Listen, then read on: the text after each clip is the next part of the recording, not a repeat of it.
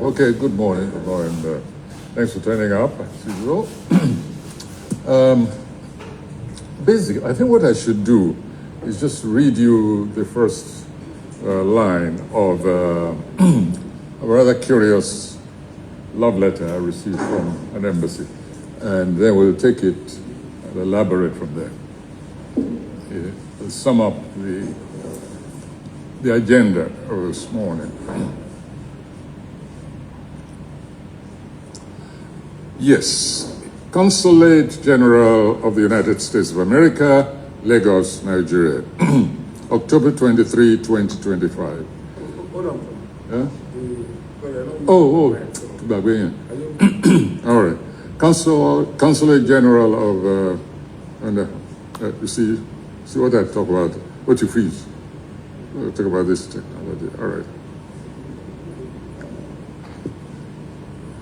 Sabotage.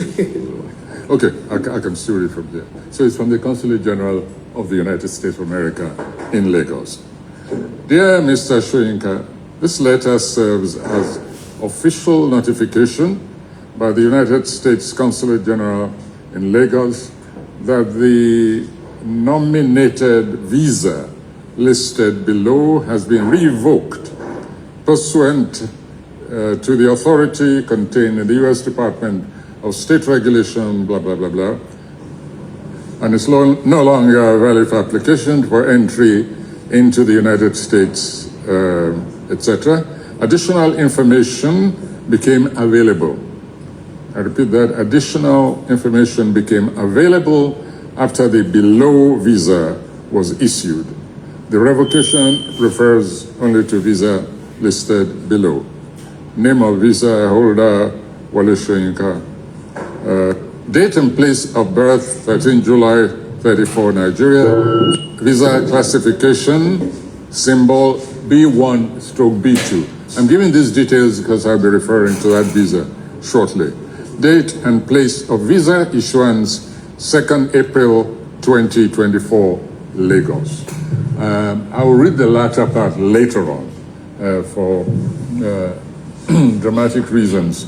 I don't want to read it now. I want to read it towards the very end. Now, I think it's important for me to begin by reminding us about the history of this visa, which was issued when an accident happened to my green card, which some of you might remember. And so it became no longer valid. Unfortunately, or fortunately, whichever way you want to look at it, not long after that, maybe by accident, or maybe it's related or not, I got a letter from the Internal Revenue Service of the United States of America saying that an audit of my tax returns was about to take place, going back about 5 years. We're talking about tax returns, 25, 1 year after the other. And now, there are some periodic moments when they do an audit just to make sure you're not cheating them. That's okay. But there's an interesting coincidence about this, that I got that notice of a coming audit just after an accident happened to my green card, which you all know about. So I went to the embassy and said, listen, this is a letter I've just received from the Internal Revenue Service. My green card is no longer usable. I don't want to be advertised as a tax dodger owing the United States money and being chased all over the world with letters and police. I said, I need to go in and answer the audit. And that's exactly what happened. I wish to emphasize that the United States consulate staff was very, very gentle, very courteous. I was treated, like a human being. Let's just put it that way, which is the way I believe all applicants for visas should be treated. And I left there without any problem. That is when I was issued this B1, B2 visa. I stress that over and over again because of some idiots in this country who still insist that I never got rid of that green card after Donald Trump was first elected to office. Now, why did an accident happen to my green card? I merely said it would happen, and it would happen, and it did happen.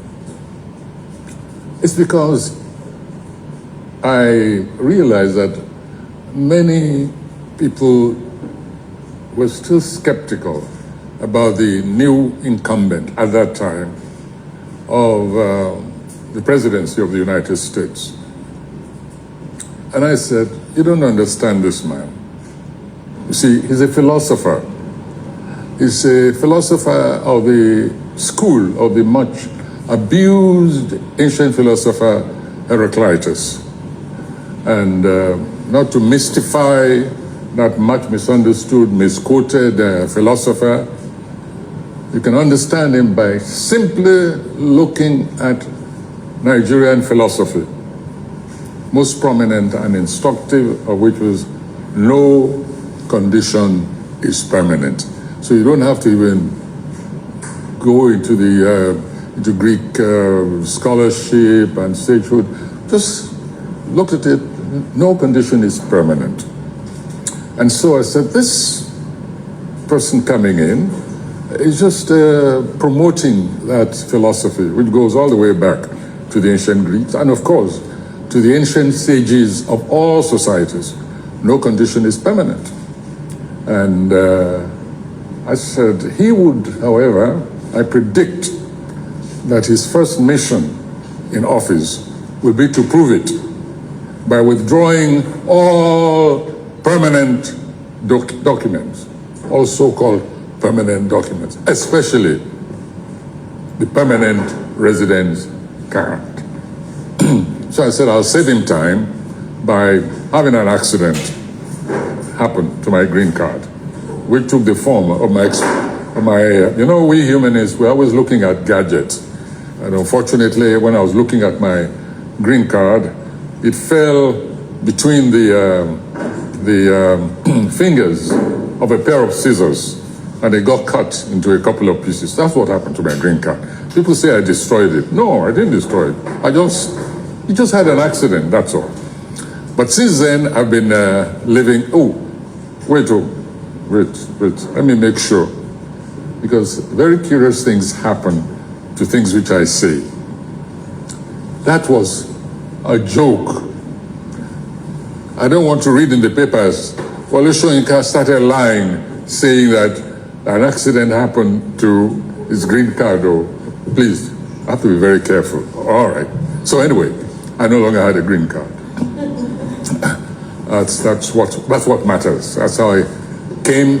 I demoted myself by circumstances from a permanent resident to just another tourist business entry and depart.